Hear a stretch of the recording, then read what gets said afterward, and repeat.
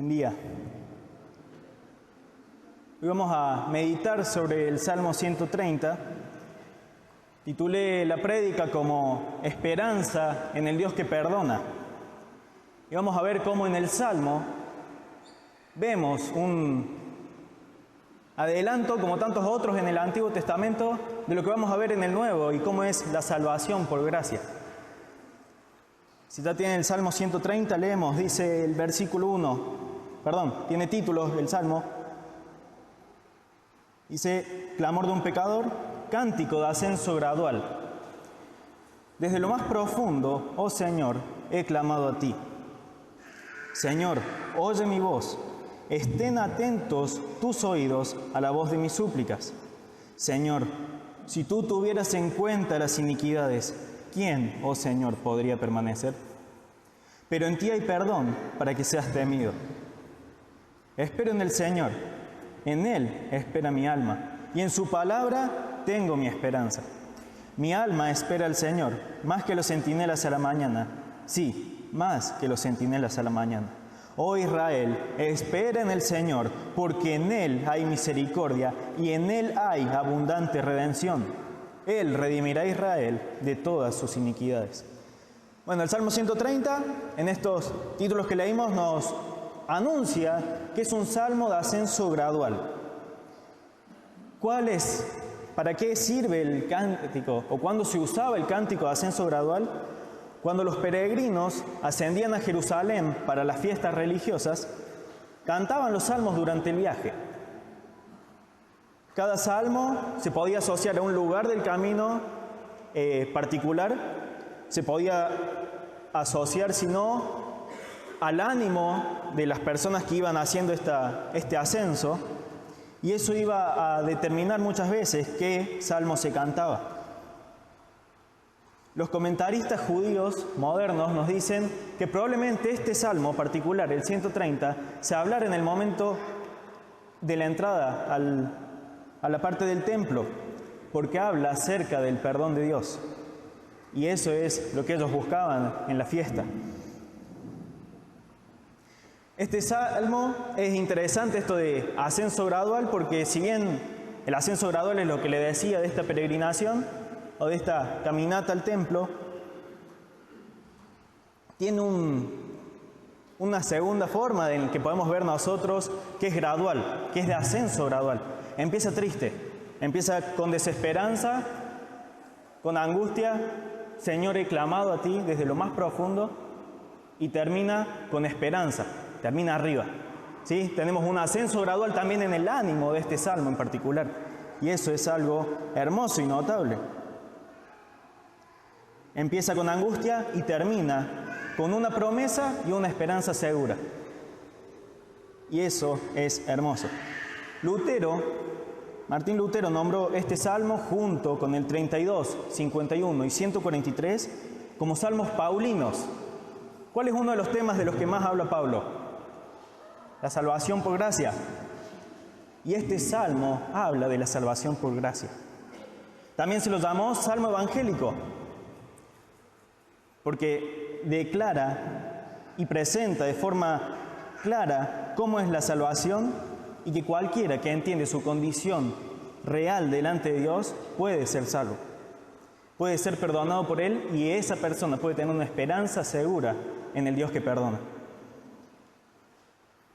Separo el salmo en estas dos partes: en Él hay perdón y en Él hay esperanza.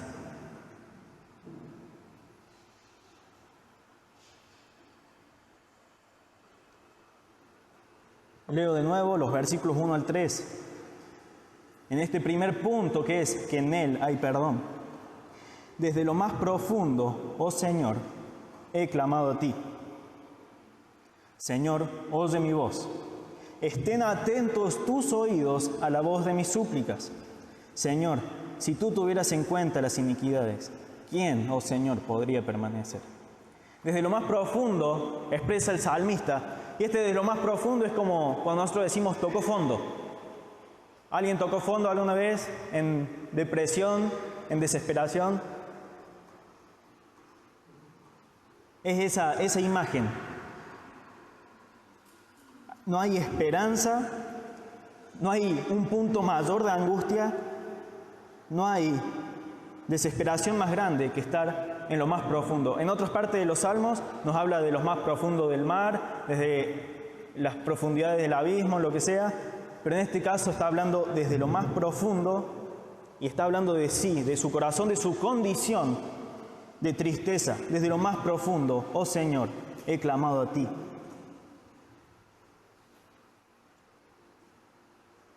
Y él va a expresar después, en el versículo 3, por qué es que él tiene esta angustia. No es una angustia por cuestiones laborales, no es una angustia por cuestiones familiares, por cuestiones de que desaprobó un final. Estas cosas pueden estar, pero no son la razón de su angustia. La razón de su angustia es: Señor, si tú tuvieras en cuenta las iniquidades, ¿quién no, Señor, podría permanecer? Y digo que estas cosas pueden estar porque entre nosotros pueden ser factores que nos lleven a tristeza. Y pueden acompañar incluso una tristeza mayor cuando reconocemos la pecaminosidad, como la que reconoce el salmista. Pero cuando guardamos la misma esperanza que vamos a ver que él tiene, podemos decir como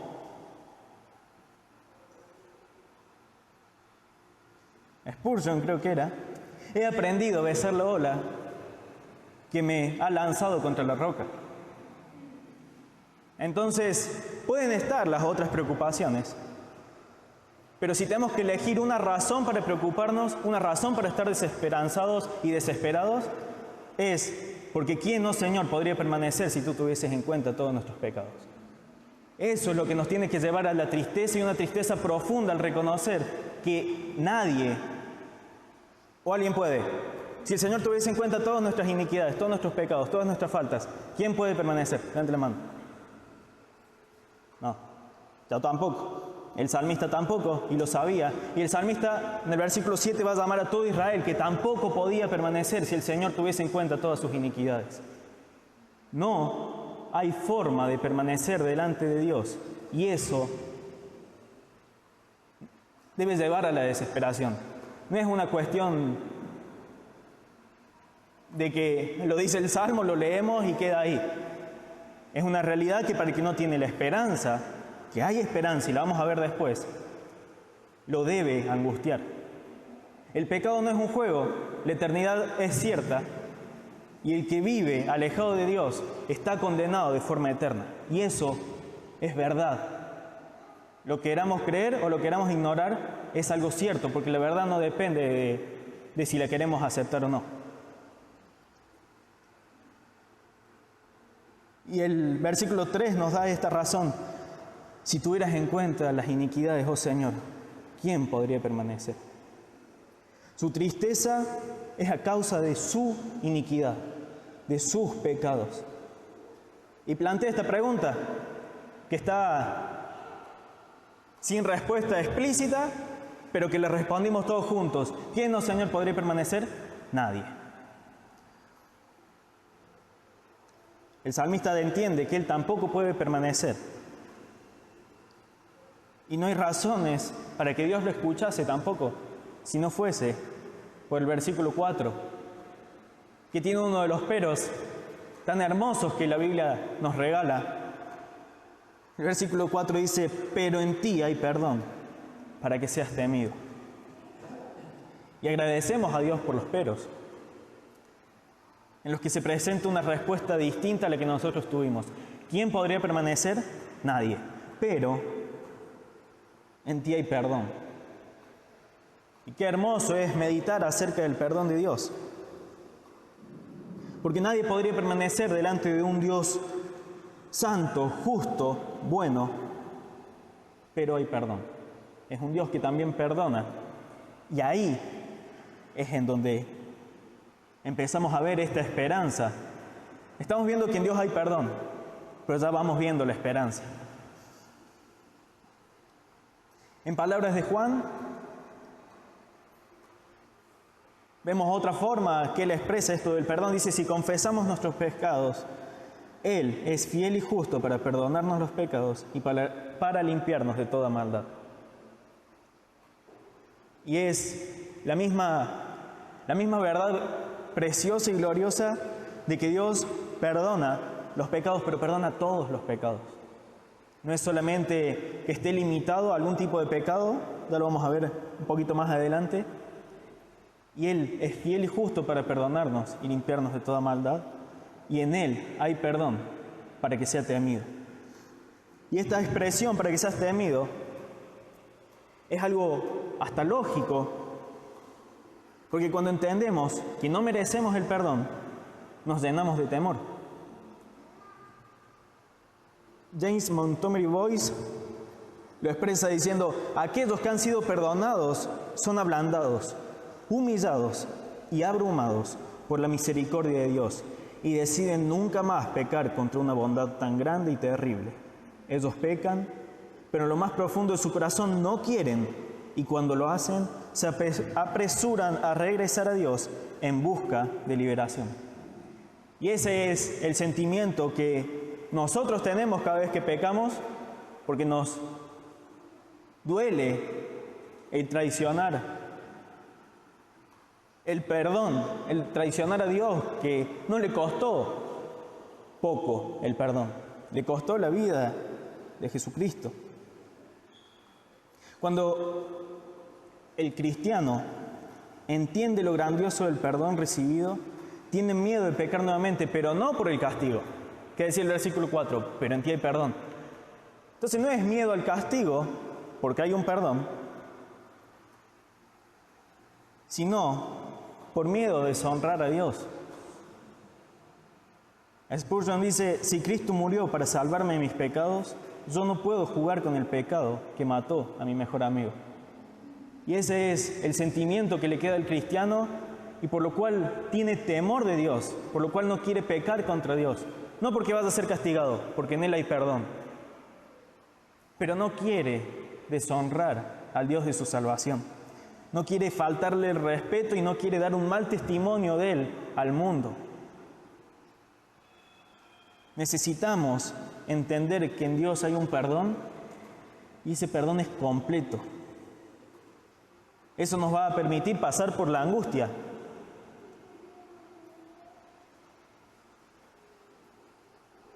Y como decía antes, la angustia tiene que ser por reconocer nuestra condición de pecadores.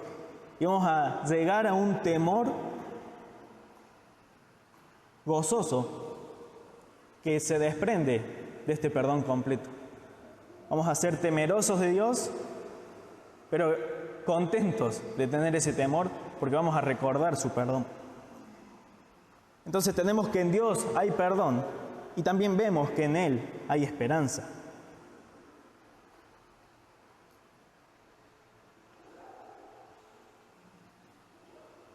Versículo 5 dice: espero en el Señor, en Él espera mi alma, y en su palabra tengo mi esperanza.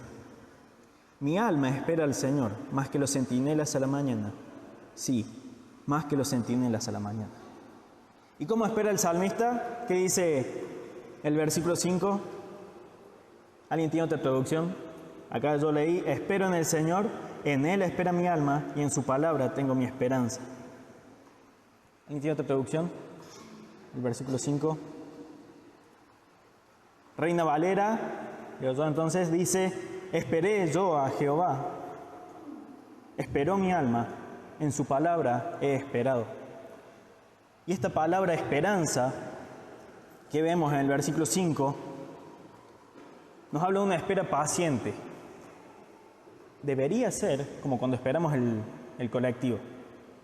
Yo soy impaciente lo mismo, aunque sepa que va a llegar, pero deberíamos esperar el colectivo de forma paciente, esperar que cambie el color del semáforo de forma paciente. El argentino, ¿vieron?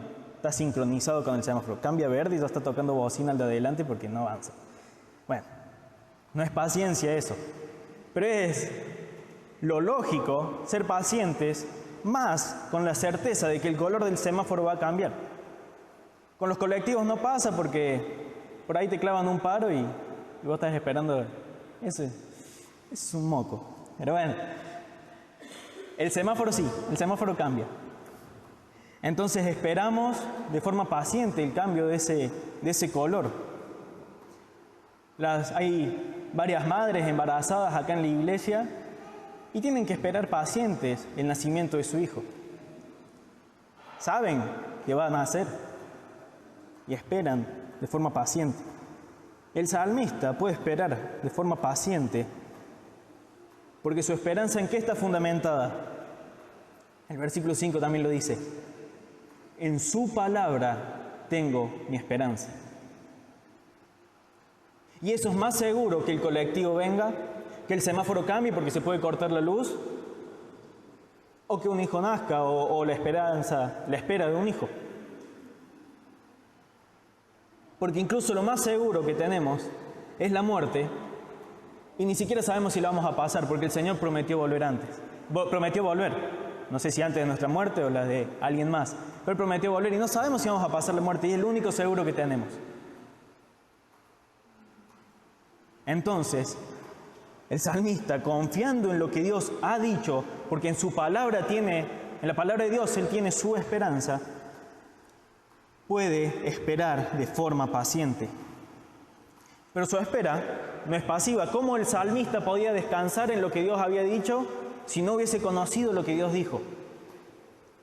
Es imposible. Yo no puedo esperar que Yamil venga a mi casa si Yamil no me avisa. Salvo que caiga de sorpresa para, no sé, me va a traer un kilo de helado. No puedo esperar si no hay un aviso. No puedo esperar si yo no conozco a la persona en la que estoy esperando. No puedo confiar en la persona si no la conozco. Yo no puedo confiar en alguien a quien no conozco. ¿Cómo se desarrolla la confianza?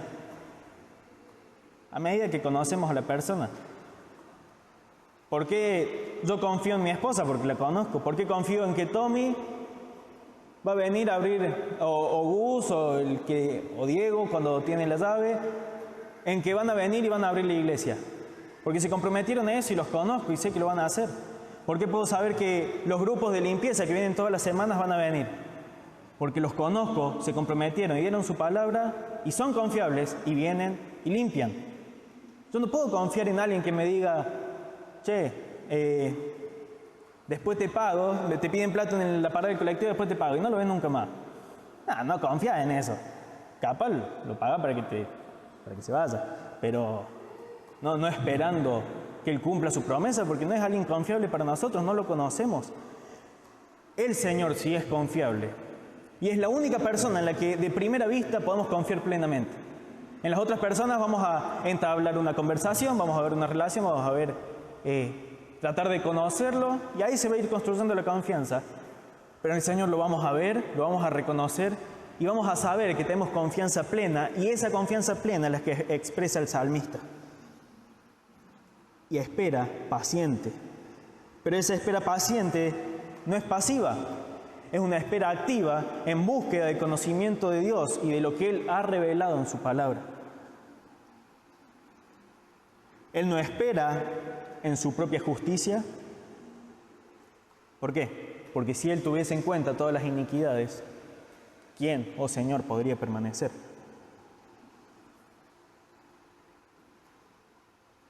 Y acá tenemos algo que imitar.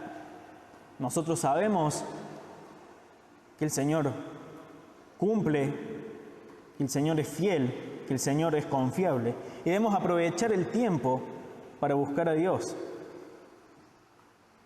Él decidió revelarse, nos dio el privilegio de tener la Biblia en nuestro idioma. Tenemos más revelación que la que tuvo el salmista, pero Él entendía mejor que nosotros, a pesar de tener menos revelación y de no haber visto la obra de Cristo, que el Señor es confiable, que en Él hay perdón completo y que Él podía tener una esperanza completa en Dios.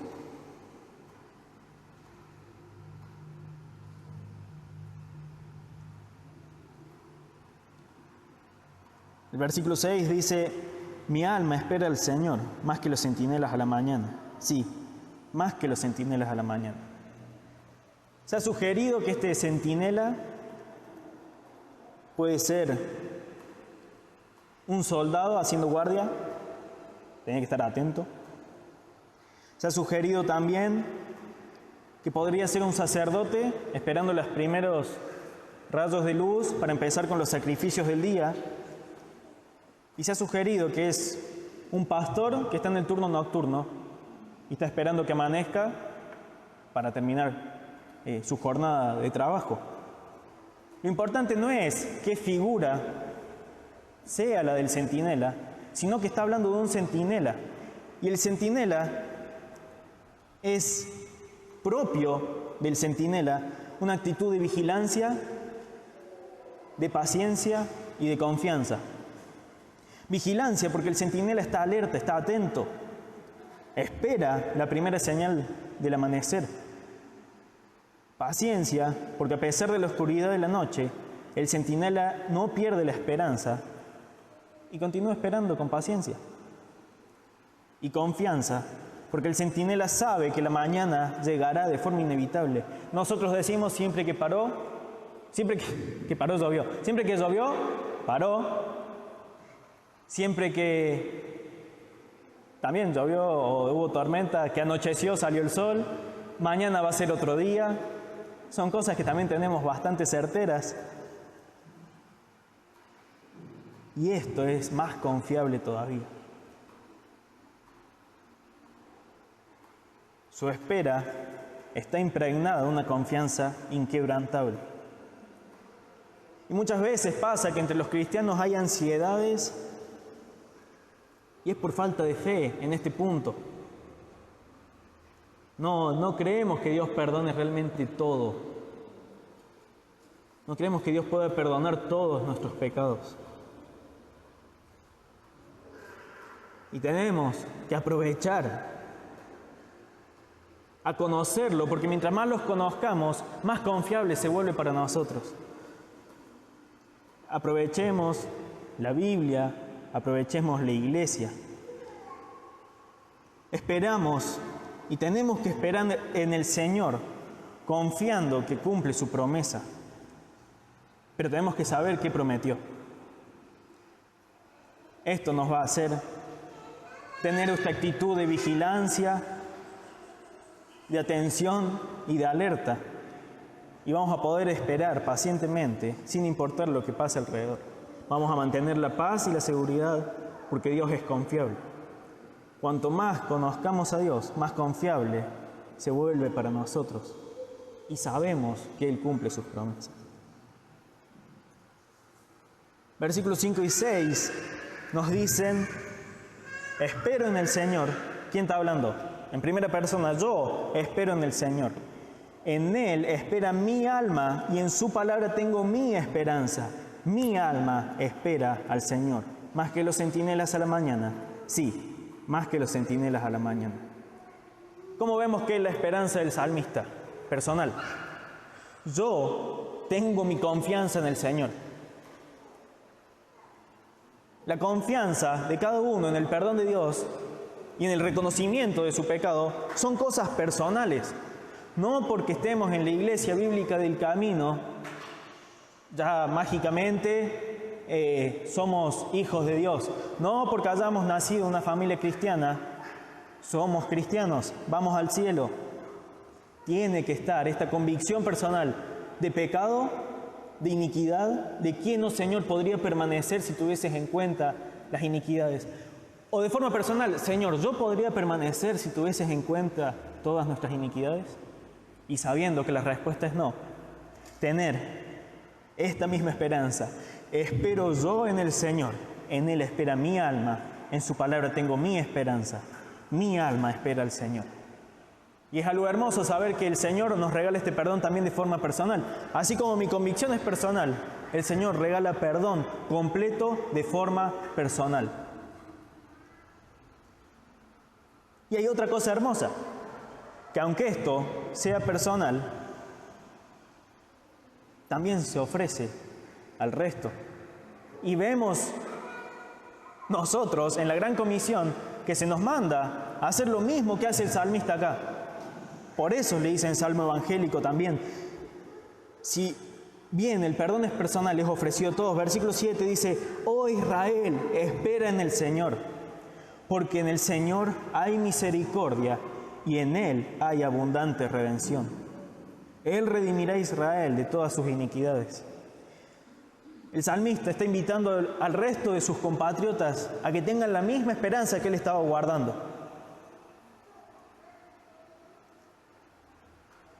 Les dice, Dios es poderoso para salvar a todos los que depositen su esperanza en Él. No se limita a un número fijo, no se limita a una nación, no se limita a una región. Nada limita al Señor para la salvación.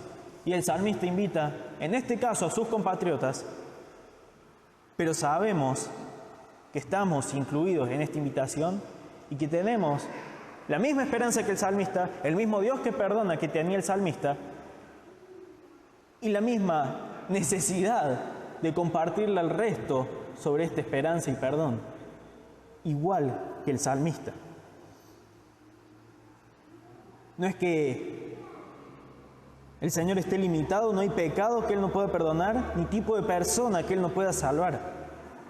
Tampoco es que un día el Señor se levanta con ganas de jugar al loquero general, ubican el juego, y diga, en vez de se levantan los que tienen medias blancas, dice, hoy perdono los pecados a los que tienen medias blancas. No dice eso, hoy perdono los pecados particulares de la mentira. Hoy perdono los pecados de las personas que están en la iglesia bíblica del camino. Gracias a Dios porque perdona a los que tienen medias blancas, a los que están en la iglesia bíblica del camino, a los mentirosos. Pero Él no se limita solo a esos pecados ni a ese tipo de personas, sino que perdona de forma completa a todo el que reconoce su condición delante de Él y guarda en Él su esperanza. Y podemos, al igual que el salmista, compartir al resto esta esperanza que tenemos. Entonces vimos que en Él hay perdón y en Él hay esperanza. Hacemos un repaso. Viendo que en Él hay perdón, lo primero que tenemos que hacer es ver nuestra necesidad de perdón, como lo vio el salmista. Él reconoció su pecado y la necesidad de ser perdonado por Dios. Y nosotros tenemos que estar seguros de que somos necesitados de su perdón, de que nadie puede permanecer si Él tiene en cuenta las iniquidades. Vemos gracia y misericordia divina, que a pesar de la gravedad del pecado, el salmista pudo confiar en la gracia y la misericordia de Dios que Él tiene para perdonar. Y nosotros debemos estar confiados en que Dios perdona de forma completa nuestros pecados. Esto nos va a evitar ansiedades. Vamos a ver a un Dios confiable. Vamos a ser fortalecidos en la fe. Y debemos arrepentirnos y el Señor nos regala automáticamente un cambio de corazón. El perdón de Dios lleva a un cambio en el corazón del salmista. Él se aparta del pecado porque teme y busca honrar a Dios. Y debemos examinar nuestras vidas para comprobar que nuestro corazón ha sido transformado. Si nos da lo mismo pecar que no pecar, hay algo ahí que está faltando. Si no hay temor, probablemente no hubo perdón. Uno no puede tomar a la ligera el sacrificio de Cristo. Y también en Él hay esperanza. Hay una confianza en las promesas de Dios. La espera del salmista está basada en las promesas de Dios y en que Dios es fiel para cumplirlas. Nosotros tenemos que conocer esas promesas para poder confiar en ellas. Y podemos ver a Dios más confiable mientras más lo conocemos. Paciencia y perseverancia segura y perseverancia en la espera es lo que tenía el salmista. El salmista espera de forma paciente en Dios, confiando en que va a cumplir con sus promesas, en el tiempo adecuado, cuando toque, no cuando yo quiero, porque si no, no sería paciencia. Y él tenía paciencia y perseverancia en la espera. Y esa espera activa también es algo imitable. Porque como decíamos antes, mientras más conocemos a Dios, más confiable se vuelve. Y el salmista también tiene seguridad en la salvación. La esperanza que él tiene en Dios le da seguridad, le da paz. Sabe que Dios tiene poder para salvar y redimir completamente a él y a todo el que deposite su confianza en él, que guarde su esperanza en él. Y esta es la esperanza que tenemos, una esperanza segura, porque tenemos un Dios confiable. Tenemos una esperanza segura en el Dios que perdona. Y eso es lo que nos tiene que quedar grabado en el corazón. Tenemos una esperanza segura en un Dios que perdona. ¿Oramos? Señor, te damos gracias, porque al revelarte podemos ver que sos confiable. Y podemos depositar en vos, descansar en vos, poner nuestra esperanza en vos.